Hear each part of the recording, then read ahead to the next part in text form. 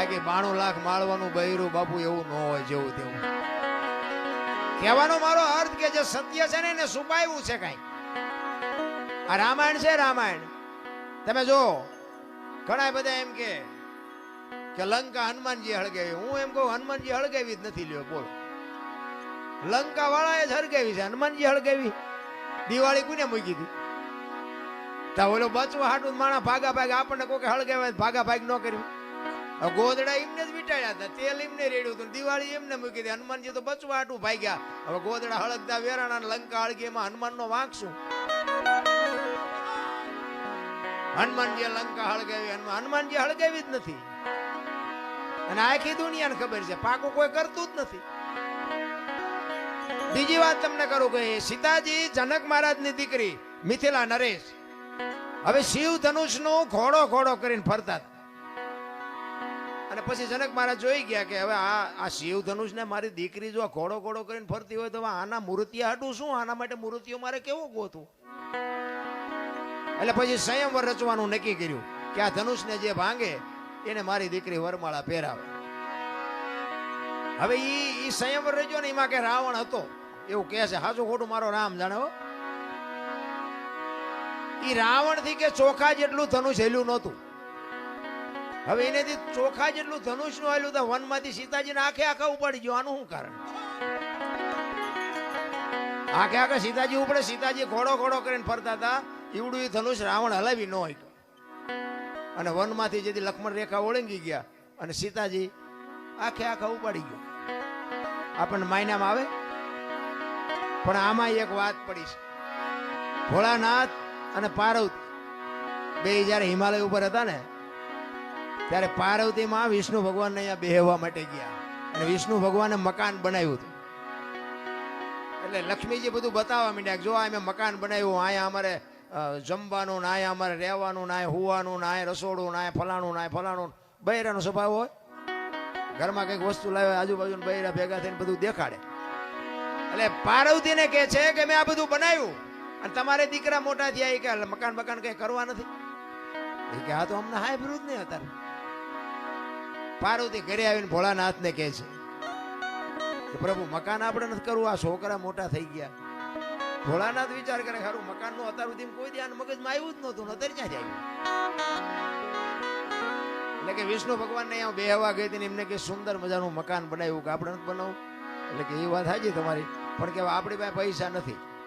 હું તમને ભભૂતિ આપું, ભભૂતિ લઈને જાઓ વિષ્ણુ ભગવાન ભાઈ એના બરોબર હોનું લઈ આવ્યો અને હોનું વેચીને આપણે મકાન કરીએ, કારણ કે આપણી પાસે પૈસા છે નહીં. ભોળાનાથ ને ખીસું જ નહોતું, પૈસા ક્યાંથી રાખવા જ. એટલે ભભૂતિ આપીને એટલે પાર્વતી કહે છે કે આટલી ભભૂતિમાં કેટલું હોનું આવશે? કે પણ લઈ તો જાઓ, એટલું તો લઈ આવો, પછી કંઈક આગળ જોઈશું. એ ભભૂતિ લઈ અને પાર્વતીમાં ગયા છે અને ત્યાં જઈ અને પછી કીધું કે આના બરોબર અમને હોનું આપો.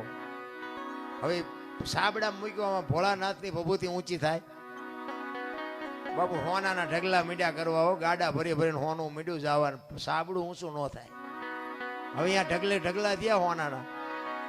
પછી કે આટલું બધું હોનું જતા ઈંટું પાણાનું શું માથાકૂટ કર્યું? હોનાનું જ બનાવાય નહીં. એ હોનાનું મકાન બનાવ્યું અને વાસ્તુ પૂજન કરવા માટે તેથી સારામાં સારો વિદ્વાનમાં વિદ્વાન બ્રાહ્મણ રાવણ, એ રાવણ ને બાપુ અહીંયા વાસ્તુ પૂજન કરવા માટે બોલાયો. એ વાસ્તુ પૂજન કર્યું ને પછી ભોળાનાથ ને તો ખબર, એ તો બાપુ ત્રિલોક નો નાથ, એને નો ખબર હોય. એટલે પેલા પાર્વતી પાસે ગયા કે આ ભૂદેવ ને શું આપશું આપણે દક્ષિણામાં? એ કે એને રાજી કરી દો, જે માગે આપી દે. એ કે જો જે માગશે આપી દે, પછી મારી માએ લોહી નો પીતા. કારણ કે હવે આપણું આપણે એક પ્લાસ્ટર કર્યું હોય તો બૈરું રાજીનું રેડ થઈ જાય, બદલે આખું હોનાનું મકાન એટલે બૈરું રાજી કેટલું હોય. એ કે એને જે જોઈએ આપી દો, પણ એનું મન છે જ નહોતું ભાઈ. એ કે વાંધો નહીં. અહીંયા ગયા, રાવણ ને કીધું ભૂદેવ બોલો હું આપું? એ કે જે આપવું એ આપો ને. કે ના તમે માગો એ આજ આપવું છે. એ કે આવું મારે એક મકાન જોયું છે. ભોળાનાથ કે તથાસ્તુ. પાર્વતી પાસે આવ્યા. એ કે હાલો કે ચિંપા કે મહણિયામાં. એ કે કા? એ કે આ મેં બામણ ને આપી દીધું દક્ષિણામાં. એ કે હું કામ આપ્યું? એ કે કકડાટ ન કરશો, તમને પેલા પૂછીને ગયો તો કે માગે એ આપી દઈશ. અને પછી બાપુ પાર્વતી ગયા અહીંયા રાવણ ની પાસે, અને રાવણ પાસે જઈને બાપુ પાર્વતી કહે છે કે ભૂદેવ ભૂદેવ માંડ માંડ મકાન બનાવ્યું ને તમે લઈ લીધું ને લઈ લ્યો, પણ આ મકાન ને જો એક દી ભડકે ન બાળું તો હું શક્તિ નહીં લખું અહીંયા લખી લેજો. આ સીતાજીને બાપુ અહીંયા જવાનું જ હતું, નકર સીતાજીની બાપુ એની સામે દ્રષ્ટિ પડે ને તો રાવણની રાખ બાપુ આ ધરતી ઉપર ન પડે, રાખ ઉડી જાય. ઈ દીકરી હતી સીતાજીને તમે શું માનો છો? એની તાકાત જ નથી કે રાવણ એની સામે દ્રષ્ટિ કરે. અને રાવણે બાપુ સીતાજીને ઉપાડ્યા ને તારે માં કહીને ઉપાડ્યા છે કે માં તું આવ્યો ને તો મારો બાપ આવે, અને ઈ મને મારે ને તો મને મુક્તિ મળે, અને અહીંયા આવે ને તો મારી લંકા પવિત્ર થાય. બાપુ રાવણ જેવો તેવો નહોતો. ચાર વેદ જેના મોઢે હોય, નવ ગ્રહ જેને ઢોલીએ બાંધ્યા હોય, પવન પાણી ભરે વાહ વાસીદું કરે, ગણે ગાયું ચારે રવિ રસોઈ બનાવે, શિવ જેનો ભંડારી હોય, યમના દૂત બાપુ એને રજા લેવા આવવું પડે કે અમે એનો જીવ લેવા જઈએ છીએ. અને આ ધરતી ઉપર 14 ચોકડીનું રાજ કર્યું રાવણે. સતયુગ દ્વાપર ત્રેતા ને કળિયુગ 4 યુગની એક ચોકડી થાય. 14 ચોકું ને 56 યુગ સુધી આ ધરતી ઉપર રાવણ રહ્યો છે એવું કહે છે સંતો. કેટલું એનું તપોબળ છે, કેટલો વિદ્વાન છે. અને રામ ને બાપુ ઠેઠ ત્યાં સુધી થકો થયો તો બાપુ એનું ભજન તો કઈક હશે ને,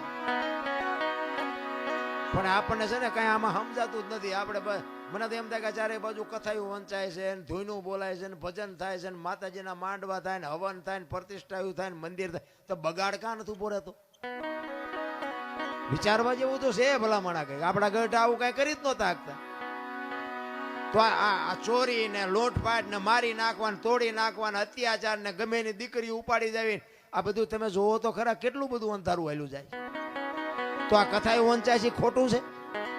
એ કેમ કેવું ખોટું છે? હવે આમાં માણસના જીવનમાં જો ઉતરે નહીં આ વાત તો આ કથામાં ફાયદો કોને? મંડપ વાળાને, સાઉન્ડ વાળાને, સાજિંદાને, અમારા જેવા કલાકારને, રસોઈયો હોય એને, બાકી કોને ફાયદો? હવે તો આ 2-5 લાખ રૂપિયા 10 લાખ રૂપિયા આમાં નાખવા દેના કરતા પાદરા ગાયું ખડમાં દઈ દીધા હોય તો. ગામો ગામ કથાયું વંચાય, ગામો ગામ. અમારે તો રોજ ફોન આવે કે અમારે પ્રોગ્રામ રાખો, અમારે રાખો. અમે કહી દે કે આટલા થાય છે, કથાયું કરો જે કરો એ. અરે બધું ડીંગો ડીંગ હાલે ભલામણા. મને એમ થાય કે આ ખોટું છે હું નથી કહેતો, પણ બગાડ અટકવો જોઈએ બાપુ. જો આ સત્ય હોય અને ઓલા કે ને કે કાં તો ઓલામાં ફેર ને કાં તો ઓલામાં ફેર, સત્ય હોય તો આ બાપુ દુનિયામાં કંઈક, હું એમ કહું છું કે 5000 50,000 માણા ભેગું થાય તેમાં 10 તો સુધરવા જોવે કે નહીં?